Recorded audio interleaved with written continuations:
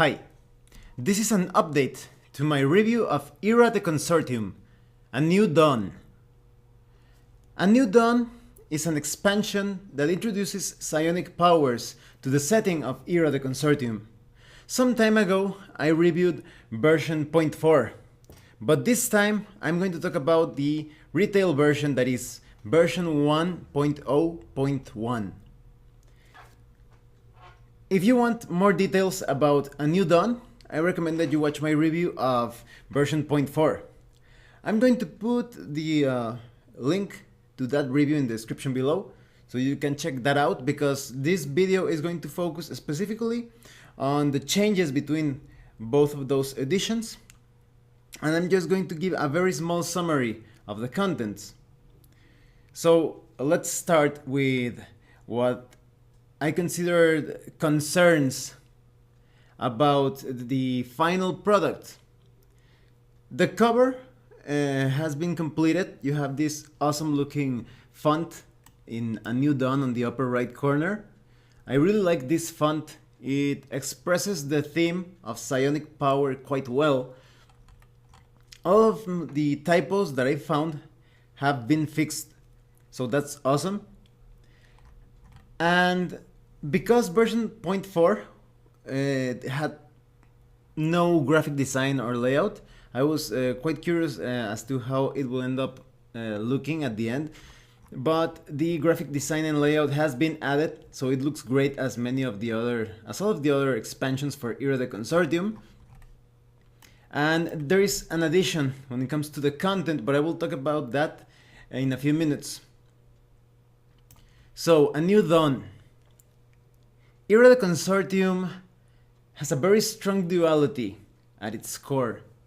You see a bit of a clash between control and freedom. And I think that A New Dawn expresses this theme, or becomes even an extension of that theme quite strongly.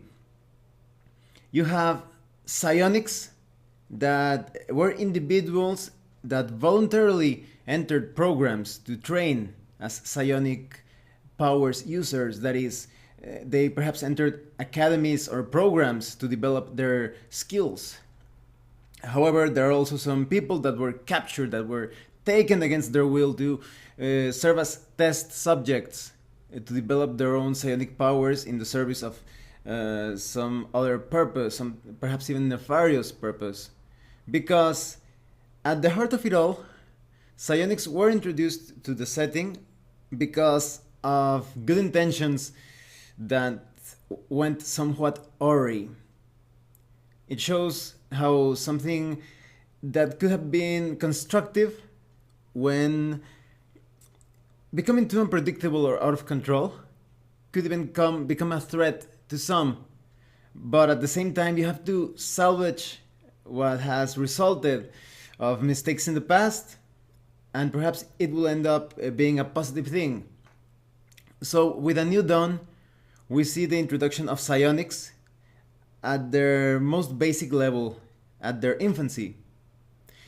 I actually sent some thoughts to Ed Jowett, the designer of Era the Consortium, about the direction that was going to be taken when handling psionic abilities in Era the Consortium.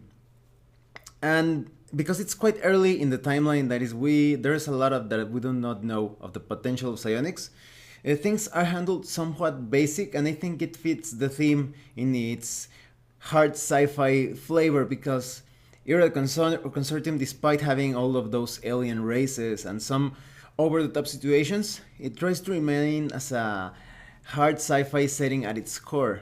So here, with these psionic powers, it focuses more on subtle effects that affect the minds, the perceptions of others. It's not full-blown telekinetic explosions and such. It's handled in a bit more subtle, or perhaps even suggestive way, I guess you could say. So with A New Dawn, you have all the information to create psionic characters, their background, their character statistics, specialties, and psionic abilities.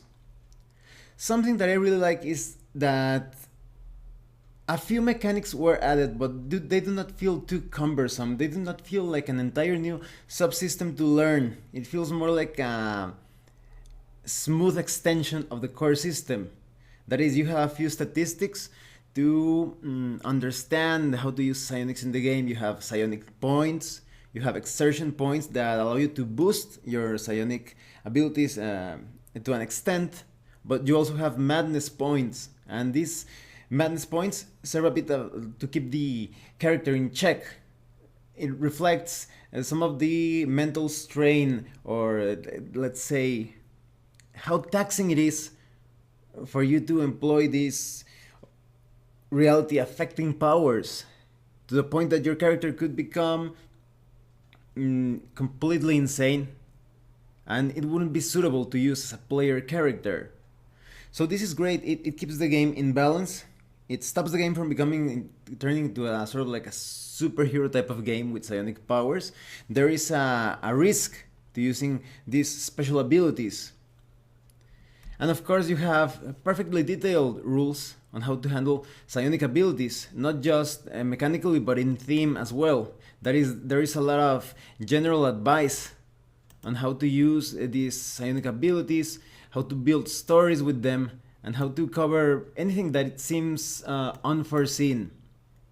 Something that was missing of version 0.4 was the addition of examples on how to use these powers. So that's great. Here you have several examples on how to use psionic abilities in combat. So understanding these examples, you're going to be able to handle any situation during the course of an adventure. So overall, my opinion about A New Dawn expansion remains unchanged. Even though I reviewed version 0.4, you could tell from that basic structure presented in that document that this finalized version, that is version 1.0.1, was going to turn out great. You even have a character sheet with the statistics to keep track of your psionic power, exhaustion, madness, etc.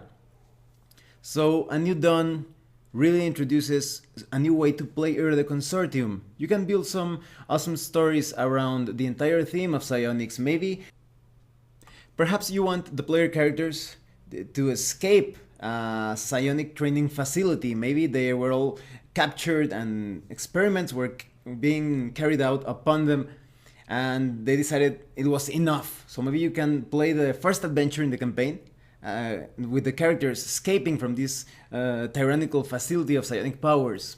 Or maybe they all belong to an academy in the Consortium. They willingly enter this psionic training program, and perhaps they start to carry out missions. Or maybe you want to combine the different thematic elements. Maybe you want some in the group to be psionic characters. Maybe you want some of the characters to be normal player characters, because you never feel like psionics have too much of an advantage. After all, developing these psionic powers will make you think about sacrificing some things in other areas of expertise when creating your characters. And psionic powers aren't free. There is a risk of madness, and you have to keep track of your exhaustion and your psionic power. So I highly recommend that you get A New Dawn for the Era the Consortium role-playing game.